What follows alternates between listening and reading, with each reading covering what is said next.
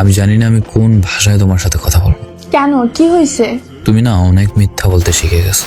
কি বলো এইসব? কি করছি আবার? কি নিয়ে মিথ্যা বলছি? আচ্ছা, তুমি তো নাকি আজকে বিকেলে আপুর বাসা যাবে বলছো, আর বলছো একটু ব্যস্ত থাকবে, আমি যেন কল না দিই, মেসেজ না দিই।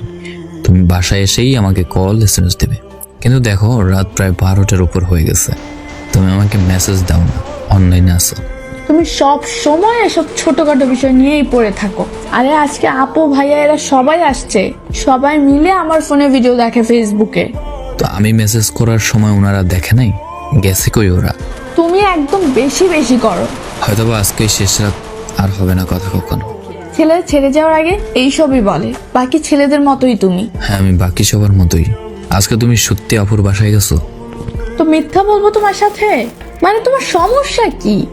তুমি আমাকে এটা নিয়েও সন্দেহ করো? প্রশ্নের উত্তরটা দাও, তুমি আসলে আজকে আপুর বাসায় গেছো? হ্যাঁ, প্রয়োজন হলে আমার বান্ধবীকেই জিজ্ঞাসা করো। ছি, তুমি এত সন্দেহ করো আমাকে, আমি ভাবতেই পারিনি। তোমার বান্ধবীকে বলতে হবে না, ওনার সাথে আমার কথা বলা অনেক আগেই শেষ। কি বলেছো ও? মুক্তা শোনো। বলেন ভাইয়া। আচ্ছা, রাইসা আজকে কই গেছে? কেন? বলো প্লিজ। ও নাকি ওর বোনের বাসায় গেছে। আগে যে কোনো জায়গায় গেলে ও আমার সাথে কথা বলা ছাড়া থাকতে পারতো না, কিন্তু এখন ও ওর বোনের বাসায় গেলেও নাকি আমার সাথে কথা বলতে পারবে না। কল দিতাম না, মেসেজ দিতাম না, এসব বলে।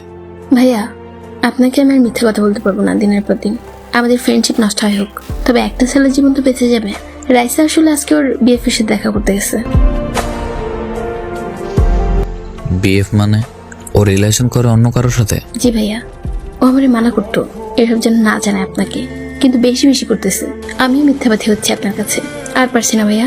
ওরা আজকে চাঁদপুর বড় স্টেশন ঘুরতে গেছে, আমারে বলে গেছে যদি আপনি জিজ্ঞেস করেন তাহলে বলতাম আপুর বাসায় গেছে।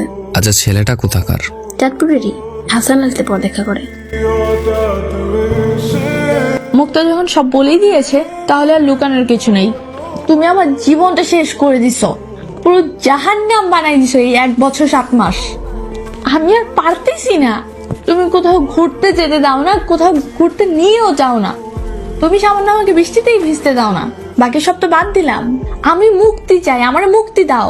ঠিক আছে, তোমাকে আমি মুক্তি দিলাম। তুমি যেখানে সুখ খুঁজে পাও সেখানে তুমি চলে যাও, আটকাবো না। আমি বলবো না তুমি আমার থেকে ভালো পাবে না, অবশ্যই পাবে। যাও, যাকে পেয়েছো তাকে নিয়ে সুখে হও। আর আমার প্রথম ভালোবাসাটা এইভাবে শেষ করার জন্য তোমার প্রতি আমার কৃতজ্ঞতা। ভালো থেকো নতুন মানুষকে নিয়ে। আইডিটা মনে রেখো, কাজে আসবে কখনো।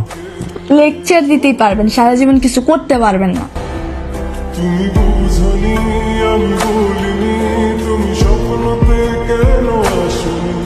তোমাদের অনেক সুন্দর মানাইছে দুজনরে। ছেলেটার অনেক ভাগ্য, তোমাকে মোনাজাতে চেয়েও পাইনি, অথচ ছেলেটা না চাইতেই তোমাকে পেয়ে গেছে। তোমার সাথে আমার যায় না, আমাকে ওর সাথে মানায়, আমার বান্ধবীরা সবাই বলে। এই ক্ষেত ছেলেটার জন্ম নেওয়াই পৃথিবীতে সবচেয়ে বড় অপরাধ। আর বলতে পারছি না কিছু, চোখের পানিতে মেসেজ করতে পারছি না।